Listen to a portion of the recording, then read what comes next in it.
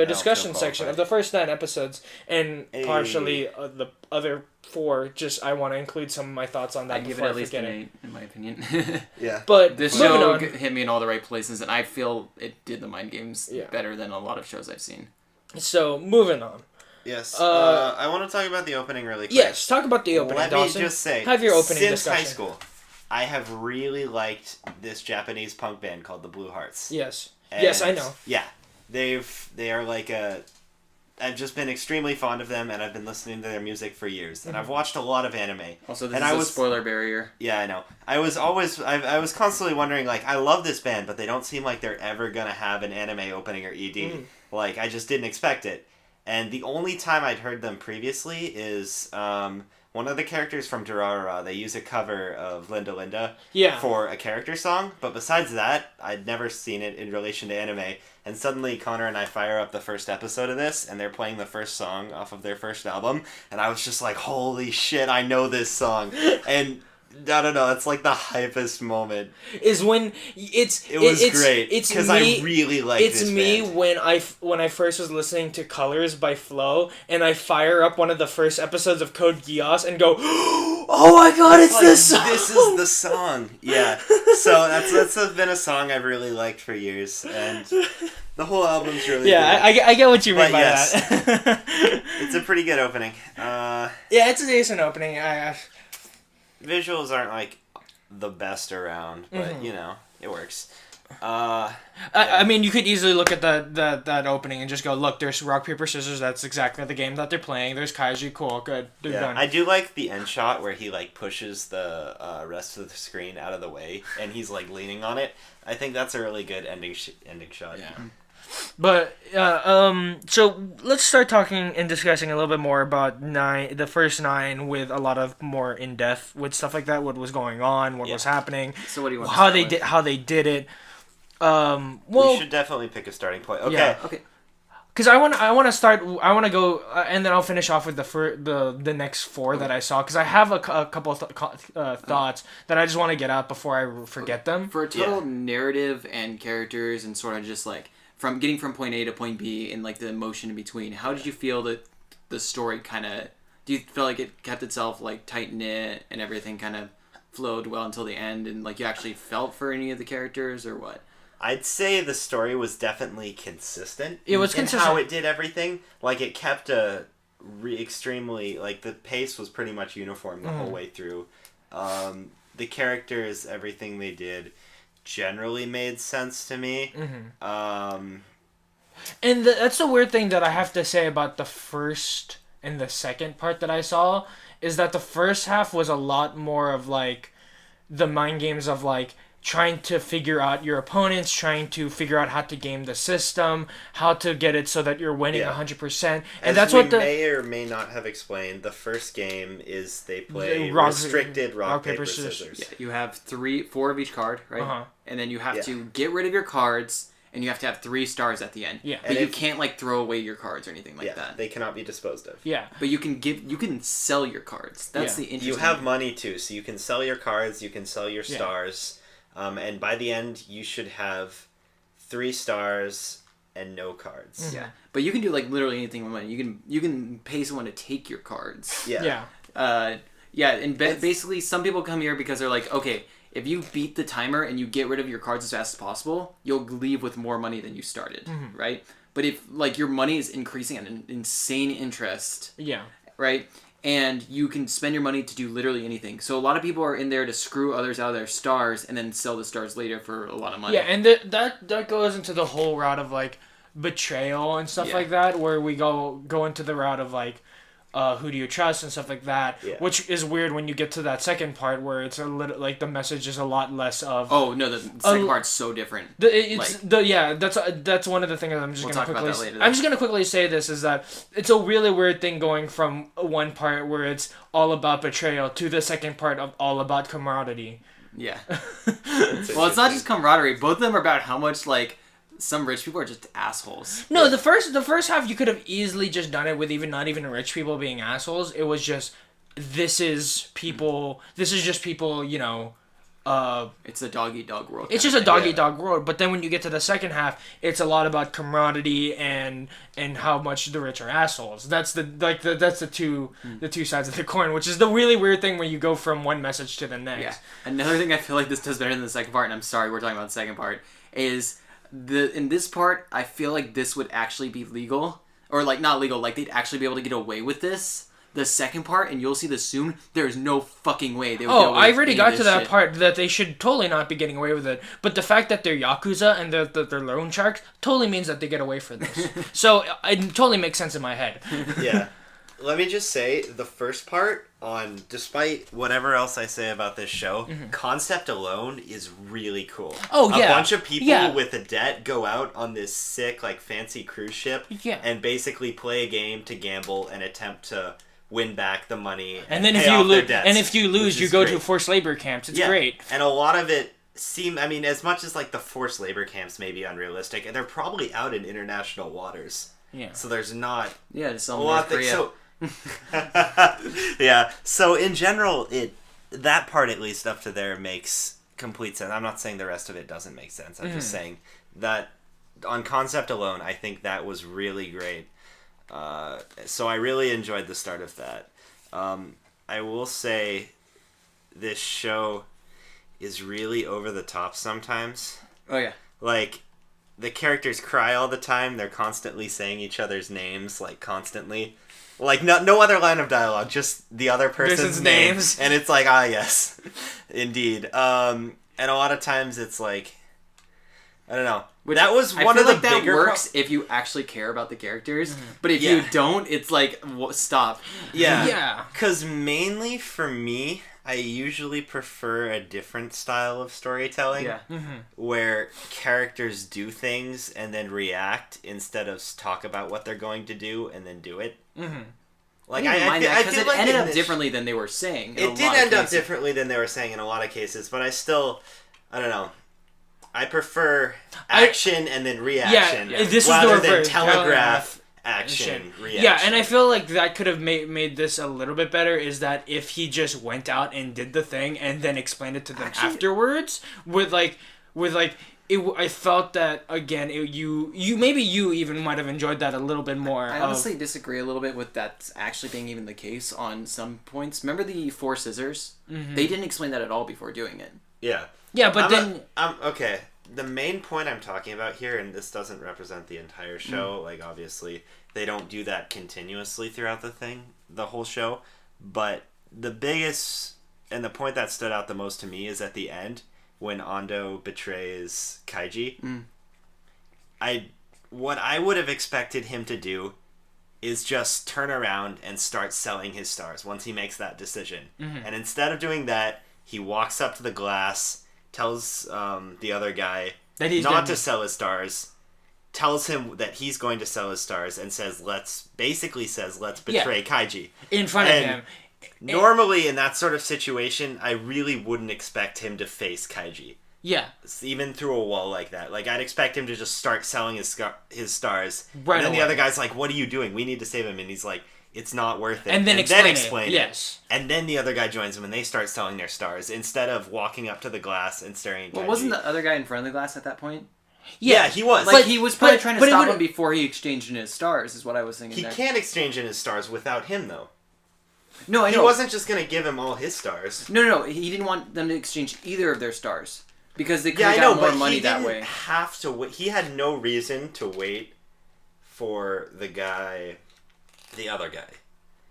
Like, he had no reason to not just start selling his stars right there as soon as the thing came. I mean, that's just a personal thing that I saw, and when I saw that, I was like, I would have expected it to happen this way. And this isn't one of those things where you want it to subvert your expectations in that way. No, like, it's just better storytelling this way.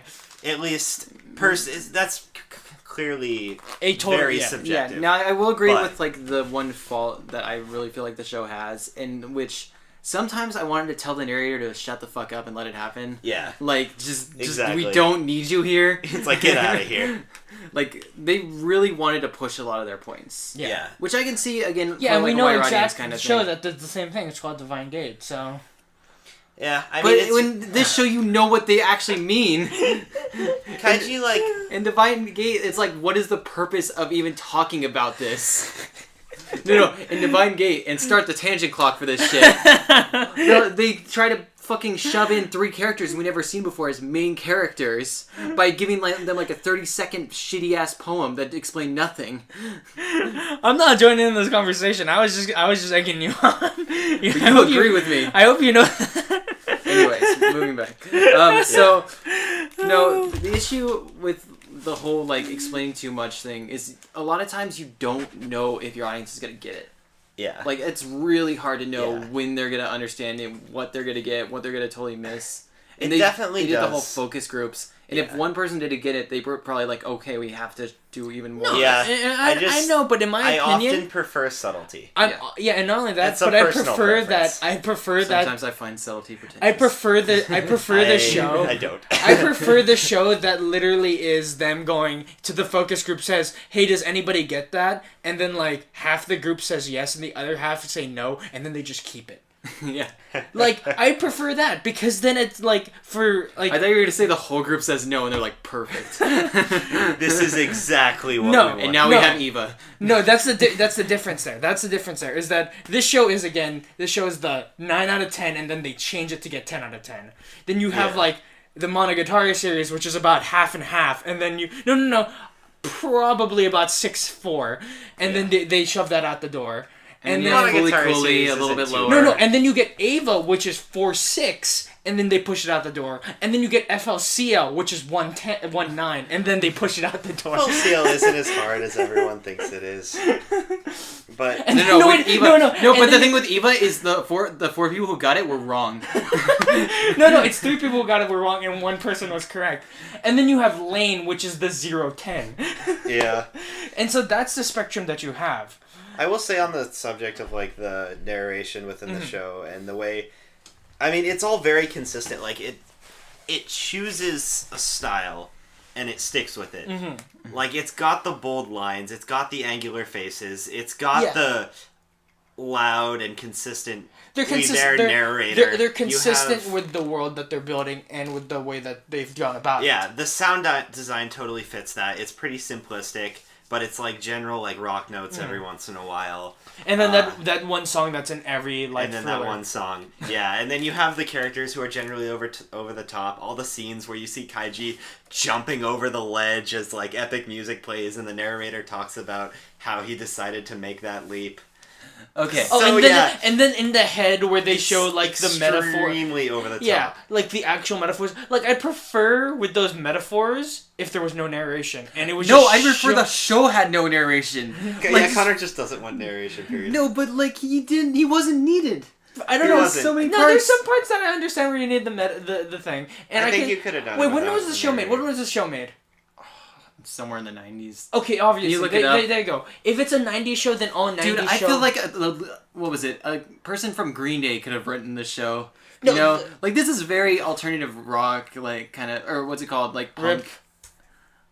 Oh damn! What was going on, Dawson? We missed a whole section of recording. Well, we're using mine then.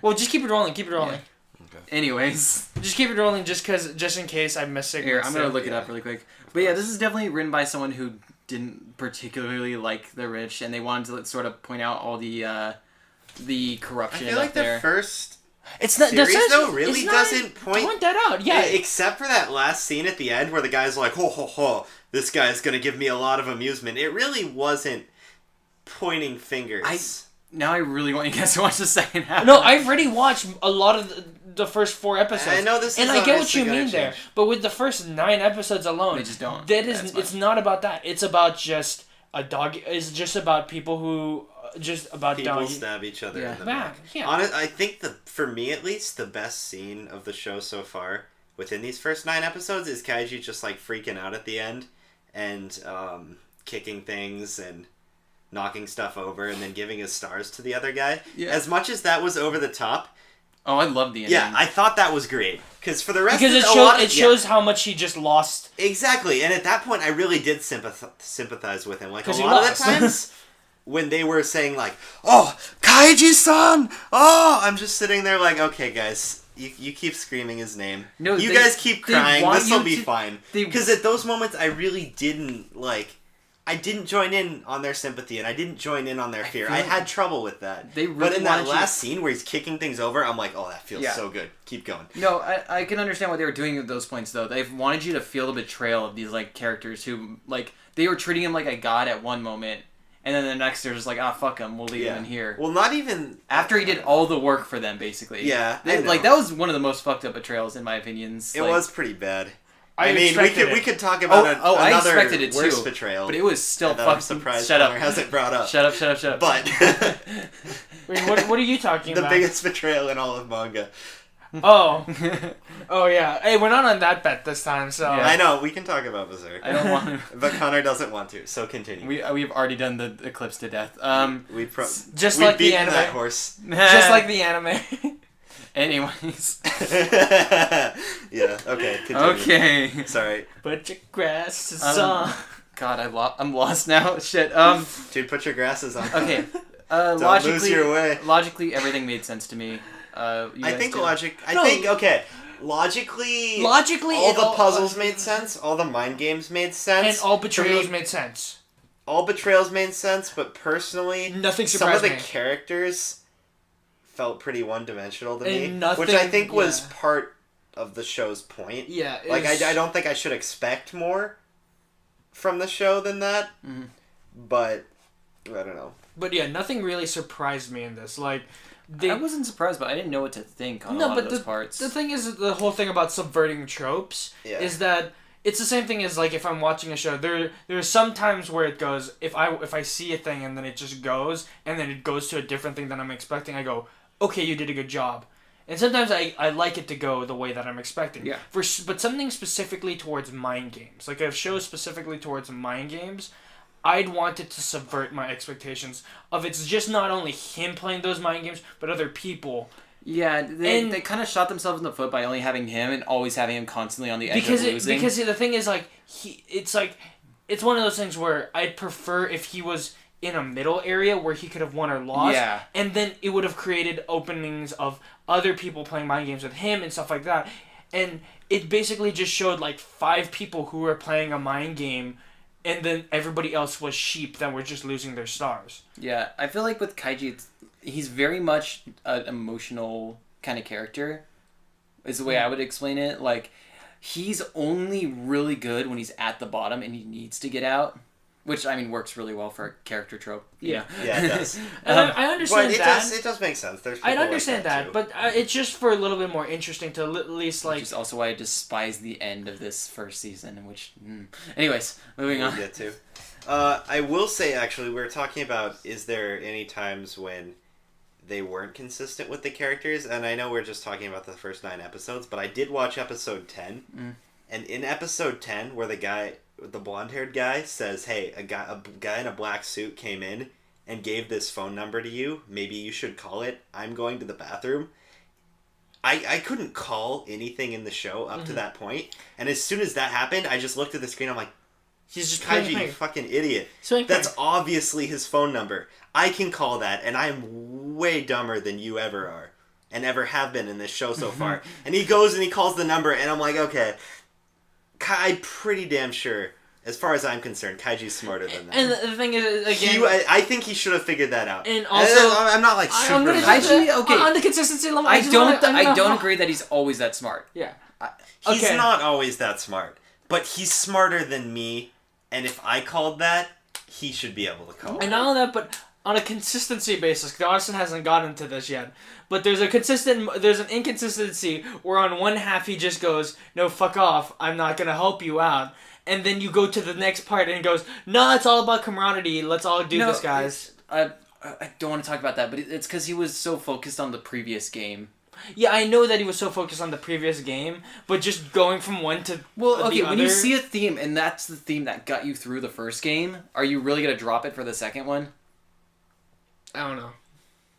But I just felt that was maybe just a little inconsistent, and just, like, it kind of felt jarring to me. I don't mind any of Kaiji's inconsistencies up till the very last episode. Because I feel like I would honestly call a bit of it development. Like, you might disagree. Yeah, I feel like he develops. But it's a development that feels a little bit too fast. I mean, we should probably hold this off till... Yeah. Okay. I just wanted to get that Next out there because I might Through forget. the first arc, do you think he develops as a character pretty well? Yes. Yeah. I think he developed. I don't think there was like a huge change in him. Yeah. But, well... I feel like life honestly, forced a pretty I don't hard think change in him. I don't think he changed, but I think it forced him to confront his ideals and end up solidifying them in a certain way.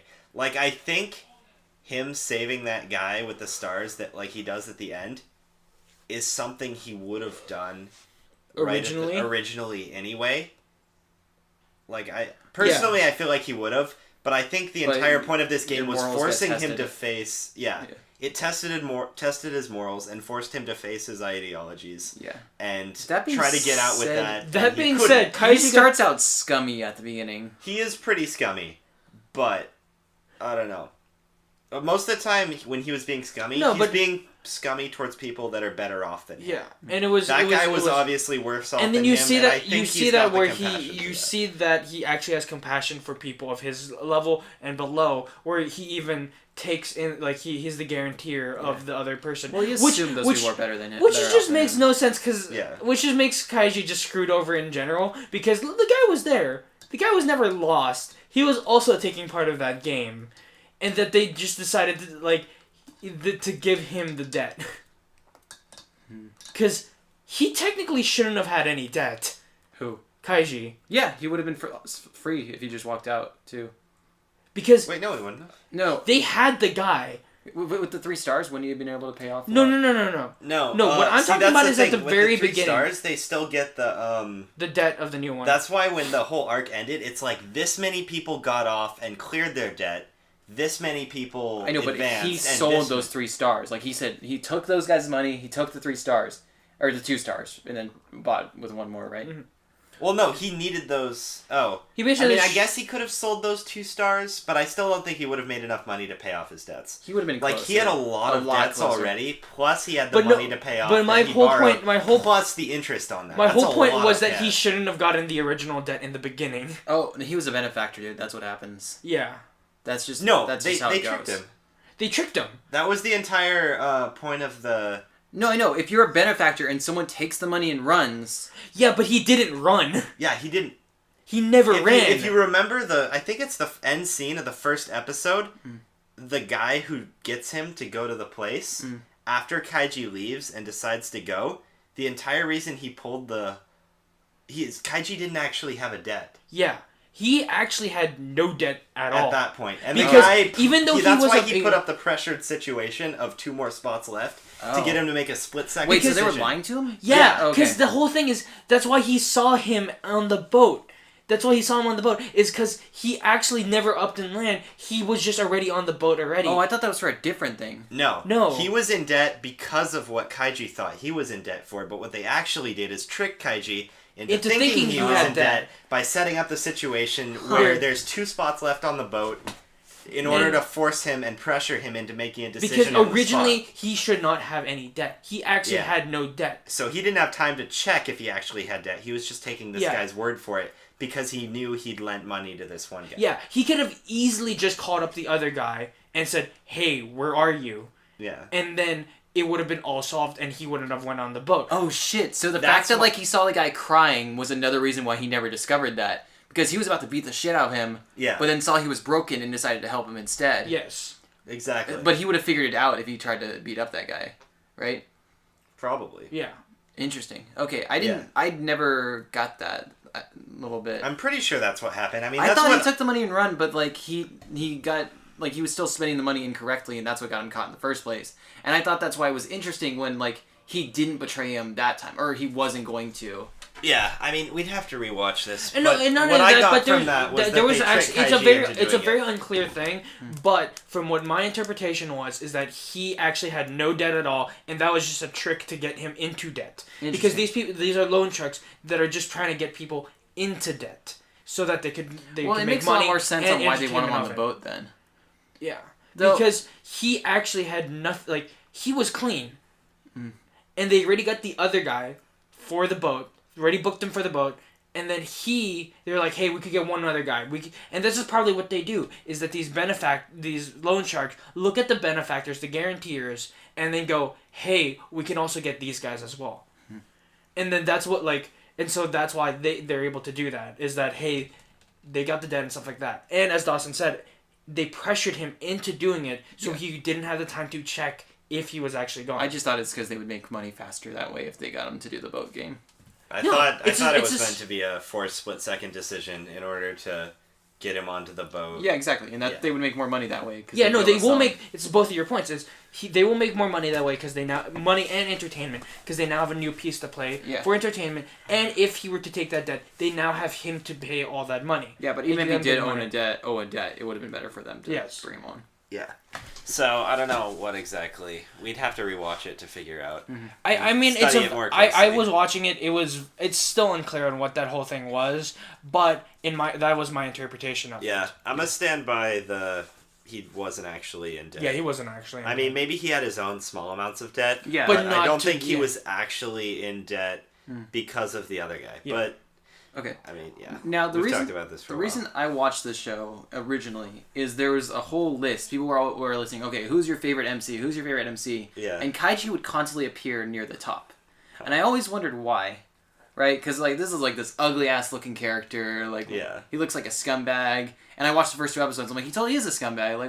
What are we even doing with this character? Maybe they like him because he's an asshole. I don't know. But then I really did feel personally I really enjoyed his character until through the end. It got more and more and more. Yeah. And as it hit the climax, okay, I can really feel for him, and I want him to win. Yeah, he was the only character I felt a connection to throughout the show. I would say I agree. Yeah.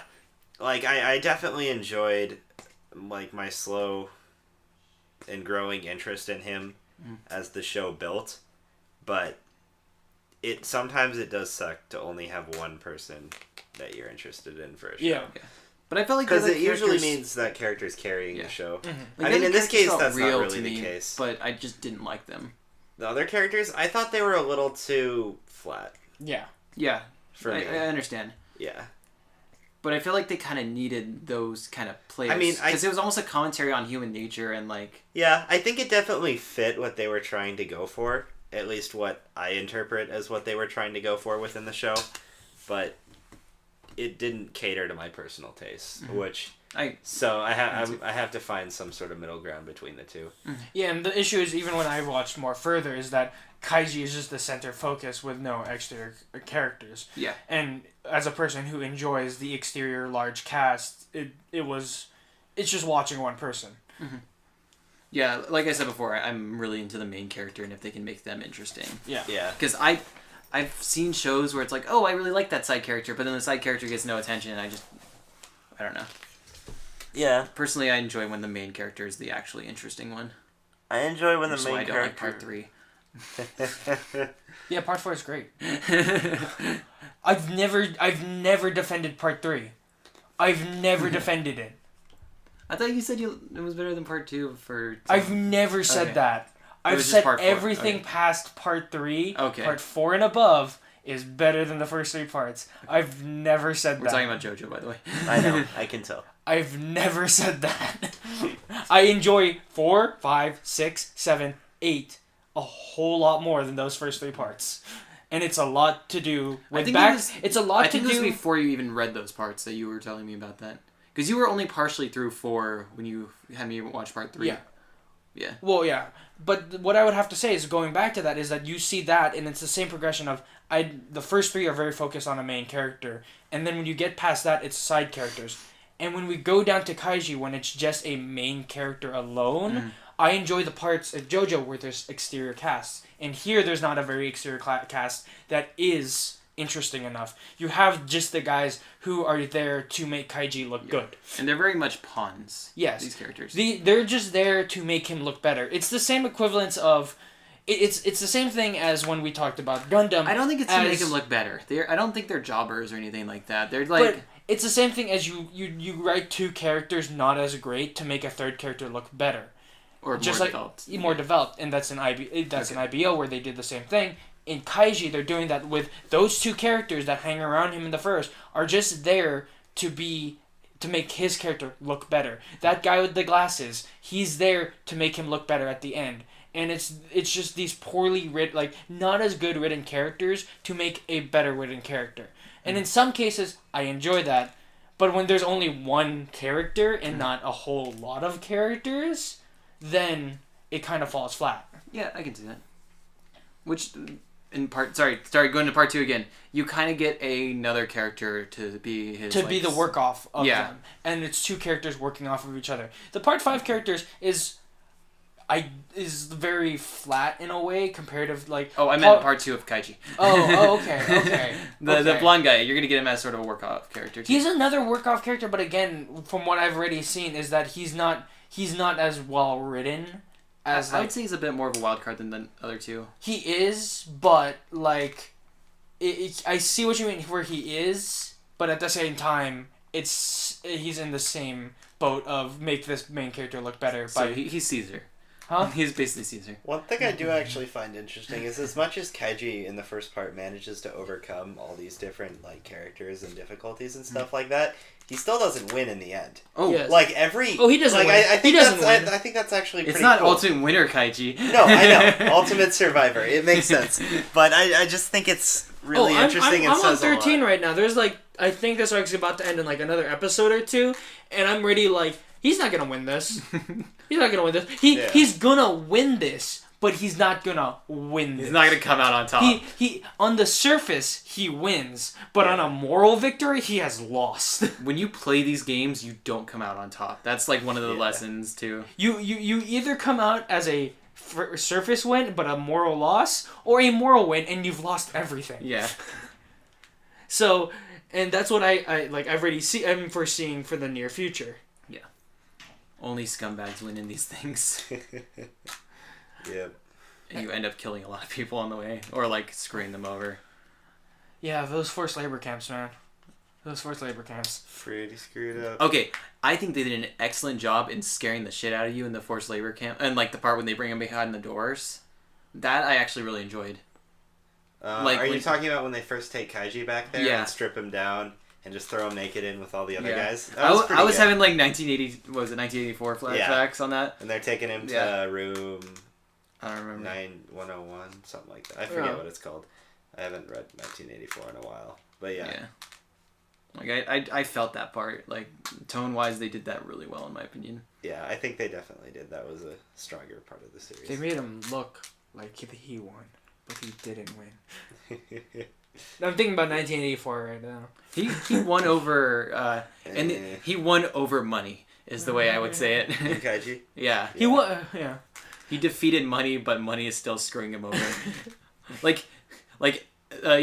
Seeing part 10, you can feel like has such a different vibe than part 9. Yeah. Part 9, it's like, yeah, he got out, he saved it, he's cool. And then part 10, it's like, oh shit, his life's worse than ever. Yeah.